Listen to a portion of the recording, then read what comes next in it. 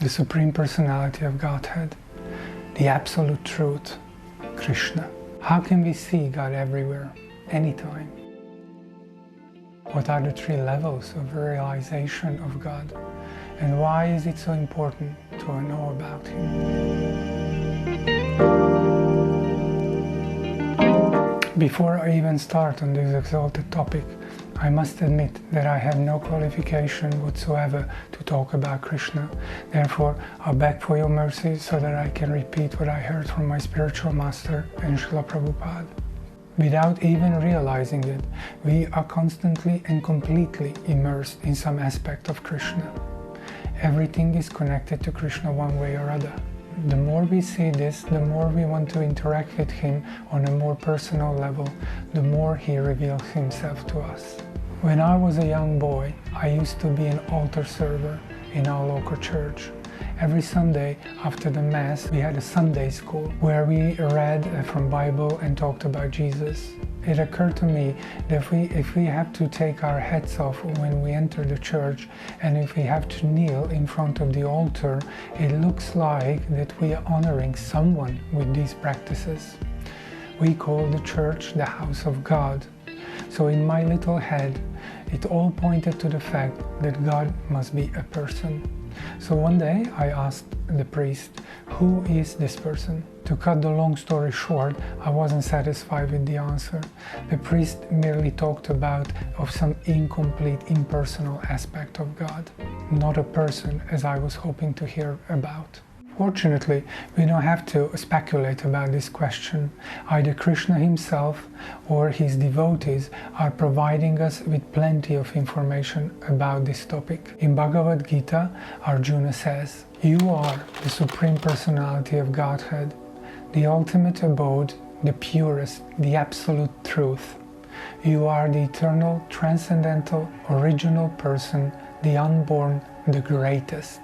All the great sages, such as Narada, Asita, Devala and Vyas, confirm this truth about you, and now you yourself are declaring it to me." This is Arjuna's reply to Krishna's statement, "Aham sarvasya prabhavo," which means, I am the source of all spiritual and material worlds.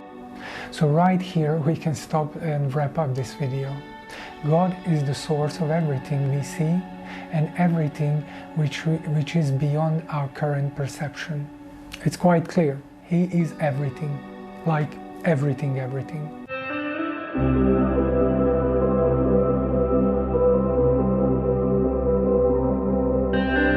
Again, I remember when once my mother told me not to leave the knife with its sharp edge upward because God will cut its hands on it. I wasn't quite sure how this would work, so I imagined God like a kind of an all-pervasive foam which enters and occupies every empty space in the world.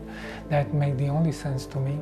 There are innumerable verses which describe God in the various scriptures, and I could choose any of them, but I would really like to quote Brahma, not just because he is the founding father of our Sampradaya, but perhaps he gave the simplest and most conclusive description. In Brahma Samhita 5.1, Lord Brahma describes Krishna as follows: Ishvara Parama Krishna Sachidananda Vigraha Anadir Adir Govinda Sarva Karana Karanam. Krishna, who is known as Govinda, is the Supreme Godhead. He has an eternal blissful spiritual body.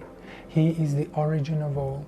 He has no other origin, and he is the prime cause of all causes. Perhaps more importantly to who is God is how we perceive him in our lives. After all, Krishna is rasa, and rasa means relationships.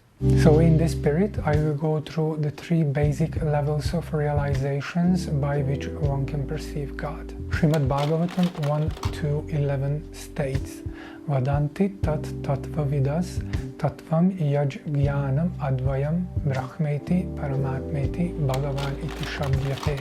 The absolute truth is realized in three phases of understanding by the knower of the absolute truth, and all of them are identical. Such phases of the Absolute Truth are expressed as Brahman, Paramatma, and Bhagavan. When a conditioned soul arrives to the transcendental level in his journey, the knowledge he acquires and the renunciation he undergoes provides him with an understanding of his situation and that of God's.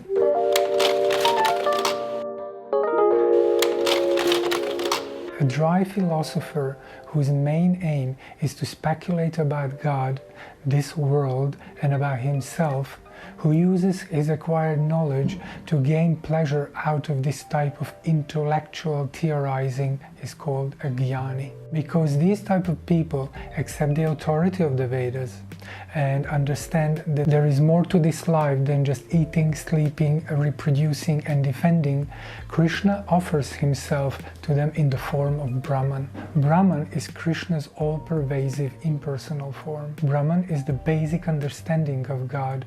As it is the most general, it only requires a little faith. As I talked about it in one of my previous videos, Krishna created this material manifestation. Everything, therefore, is his manifestation, or in other words, everything is him in his Brahman manifestation or Virat Rupa, universal form.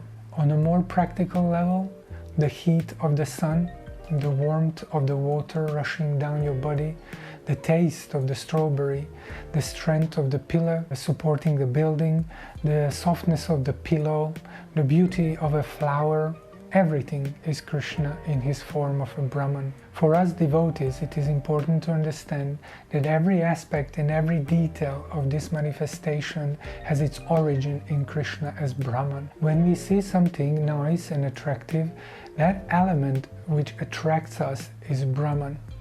Although the material world is a product of Krishna, it is still considered material, therefore it has no value or influence on the living entity. Only because the living entity expresses a desire to enjoy this material world under the influence of the three modes of material nature separate from Krishna, the dead matter becomes attractive due to Krishna as his all-pervasive potency, Brahman. It is not a smiling face of a woman or a man we are attracted to. It is Krishna's potency manifesting himself through the smiling face we are attracted to. So next time you see something nice and your mind says, wow, that's cool, remember, you just saw Krishna in his form of Brahman.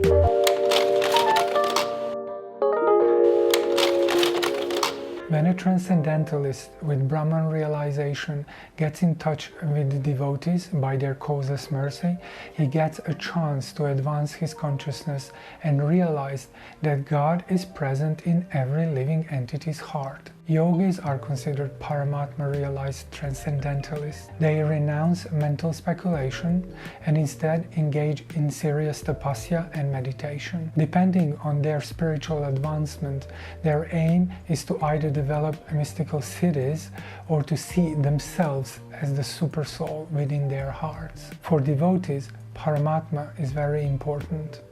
The essential substance of the mind is the mode of goodness, which is the energy of Lord Aniruddha, who is the localized supersoul feature of Krishna. The mind is the energy of the supersoul. Thus, on the energetic level, our mental activities such as thinking, imagination, visualization, concentration, and so forth are closely intertwined with Paramatma. Therefore, everything we experience, we attribute to Paramatma, and we understand that anything others experience is due to the mercy of Paramatma. This realization is the first real step towards understanding that Krishna is a person due to this close and personal relationship between the soul and supersoul.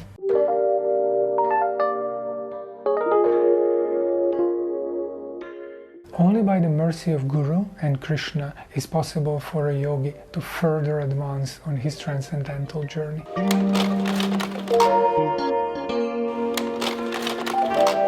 Understanding that God is all-pervasive and that God is present in everyone's heart is in itself not enough to arrive to the topmost realization. it can only be achieved by the causeless mercy of Guru and Krishna, because a yogi now starts a process of devotional service.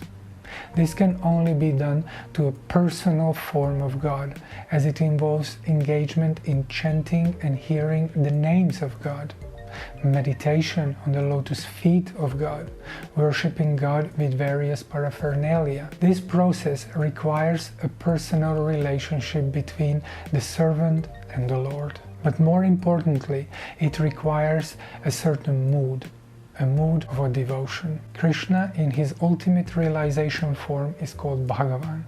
Bhagavan refers to a person who is in full possession of all the opulences, namely wealth, strength, fame, knowledge, beauty, and renunciation. A devotee should be able to deal with all these aspects of Krishna, the universal form or the Brahman aspect as Paramatma and as Bhagavan. If one can deal with all three, then spiritual life goes very smoothly. The best is if we can just deal with Bhagavan, when everything is being done for Krishna as a person.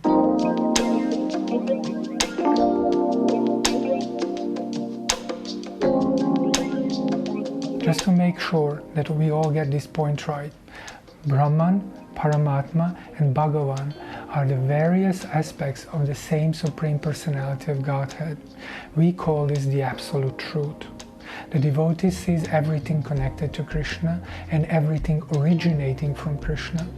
Furthermore, a devotee knows that by Krishna's mercy only can he experience anything in his dealings with this material world, and that by Krishna's mercy his heart will be cleansed from the desire for material enjoyment. Krishna gives the necessary intelligence to remember him, and the equally important aspect of forgetting the so-called importance of the unimportant. When one engages himself in the 9 processes of devotional service, one's heart becomes purified, and he immediately understands this relationship with Krishna.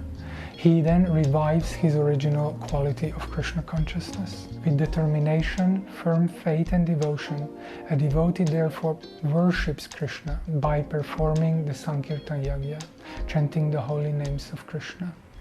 Hare Krishna, Krishna Krishna, Hare Hare, Hare Rama, Rama Rama, Hare Hare.